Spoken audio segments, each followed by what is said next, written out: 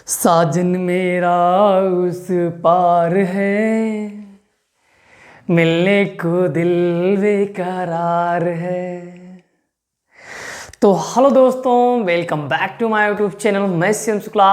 आज की क्लास में आप लोग को पढ़ाने वाला हूं क्लास 10 बालाजी प्रकाशन मैथ 4.4 के जो क्वेश्चन नंबर आपका 13 है, उसको रांची के स्टाइल में बहुत ही शानदार तरीके से सॉल्व करके दिखाऊंगा।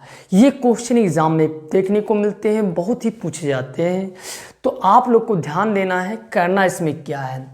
दे रखा है आपको कि यदि समीकरण इतना कि मूल का अनुपात इतना हो, मूलों का अनुपात कितना हो, इतना हो, तब सिद्ध कीजिए।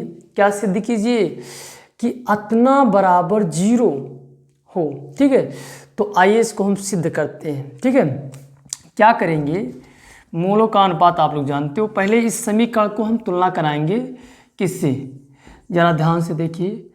तो व्यापक समीकरण आप जानते हो क्या होता है, A X square plus B X plus C equal to 0 से तुलना करा देते हैं।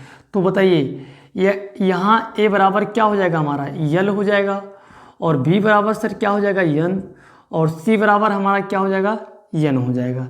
चलिए सी बराबर भी हम यन लिख देते हैं। ठीक है, तो आप जानते हो, क्या जानते हो यहाँ से कि मूलों का जो योग होता है, मूलों का योग बराबर जानते हो क्या होता है, -b/a होता है। तो यहाँ से आप क्या लिखेंगे कि b का जो मान है आपका -cn है। बताओ यस नो। और a का जो मान है आपका वो क्या है, तो आपका यल है। ठीक, कोई समस्या इतने में। ये आपका मूलों का योग है। ठीक है, ये हो गया। अब देखिए मूलों का गुणनफल जो आपका है वो क्या है, तो मूलों का गुणनफल आपका है जो वो है आपका c/a होता है। क्या होता है, c/a। तो c आपका क्या है, प्लस का, ठीक है, प्लस का आपका क्या है, यन, और a जो आपका है वो क्या है, यल। मूलों का गुणनफल आपका ये हो गया। कोई समस्या इतने में नहीं होना चाहिए। अब देखिए आपको दिया क्या है, ये आपका मान निकले है। ठीक है, यहाँ से आप लोग ये मान निकाल लिए। अभी इसकी आवश्यकता पड़ेगी तो हम लोग लगाएंगे। अब देखिए मूलों का अनुपात, तो मूल हमारा अल्फा और क्या होता है, बीटा। क्या अनुपात क्या दे रखा है, p/q। ठीक है, यहाँ से हम लोग क्या लिखेंगे, लिखेंगे कि अच्छा एक समीकरण ये बना लो और एक समीकरण तुम बना लो भैया, ये 2 समीकरण हो गया। अब यहाँ से तुम्हारा क्या दे रखा है, मूलों का अनुपात। तो मूलों का अनुपात आपका क्या है, जरा ध्यान दो। तो मूलों का अनुपात आपका है, यहाँ से लिख सकते हो कि अल्फा अपान बीटा और p/q। ये समीकरण आपका हो जाएगा 3। ठीक, कोई समस्या इतने में नहीं होनी चाहिए ना। तो अगर इतने में कोई समस्या नहीं तो सिंपल है, बहुत ही सिंपल है। चलिए ये समीकरण 1 और समीकरण 2 का मान हम रख देते हैं। अब हम लेंगे क्या, ये सिद्ध करना है 0, तो लेफ्ट हैंड साइड लेंगे। चलिए इसके बाद हम लेते हैं left hand side. Left hand side हमारा क्या है, √p/q, और फिर प्लस लगाएंगे √q/p प्लस हमें लाना क्या है भैया, 0, n प्लस यल, n/l। अब हम लेफ्ट हैंड साइड लिए, 0 लाना है। ठीक है, चलिए इसका मान p/q का मान क्या है, हम रख सकते हैं ये अल्फा अपान बीटा। कोई समस्या इतने में नहीं होनी चाहिए। अब अगर इसी को पलट दिया जाए तो हम कह सकते हैं बीटा अपान अल्फा। कोई समस्या इतने में। अब इसको ज्यों का त्यों भी हम लिख देते हैं।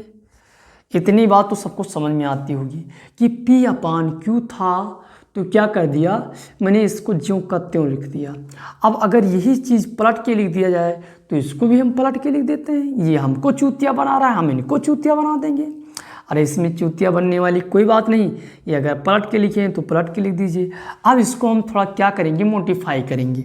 चलिए इसको हम थोड़ा मिटाल देते हैं, उसके बाद हल करके आपको बढ़िया विस्तार से दिखाते हैं। इतने में कोई समस्या नहीं होगी, जिसकी आवश्यकता होगी हम लोग सॉल्व करते रहेंगे, सारी बात आपको समझाते रहेंगे। चलिए इतना हम थोड़ा इसको हल करेंगे, इस तरह लिखेंगे अल्फा अपान रूट बीटा। ऐसा क्यों करेंगे तुम देखते जाओ बाबू। ऐसा इसलिए करेंगे क्योंकि ये भी हमें इसका प्रयोग आएगा, इसका हम लोग ऑपरेशन करेंगे तो उसमें काम आएगा, ठीक है। इसलिए इसको ऐसे हम कर देते हैं। ये हो गया। अब देखिए तुम इसके बाद इसका क्रॉस मल्टीप्लाई कर लो, तिरछा बिरछा गुणा के इसको कहते हैं, ठीक है।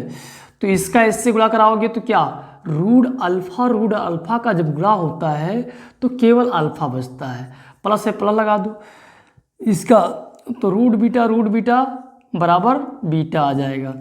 और इसका तो आप कह सकते हैं अल्फा इंटू बीटा। कोई समस्या इतने में नहीं होनी चाहिए।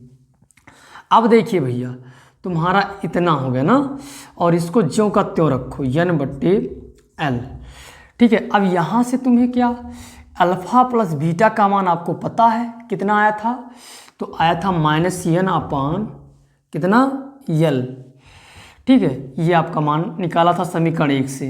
अब यहाँ बताओ ये कितना आया था, तो ये आपका आया था n अपान l अंडर रूट में हो जाएगा, ठीक है इसका मान। और ये तो आपका है ही, लिख डालो इसको। बहुत ही मज़ेदार सवाल है, रटना नहीं, सिंपल है, कार्यविधि आपको आना चाहिए।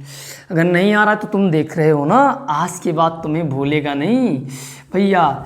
चलिए इतनी बात समझ में आ रही। अब इसका गुणा जब इससे कराओगे तो रूट हट जाएगा और ये क्या हो जाएगा, ये आपका केवल ये आपका कितना है -n अपान l, और ये आपका जब इससे गुणा हो जाएगा तो प्लस का n अपान l हो जाएगा, और बटे में आपका अंडर रूट n अपान l ही रहेगा, ठीक है।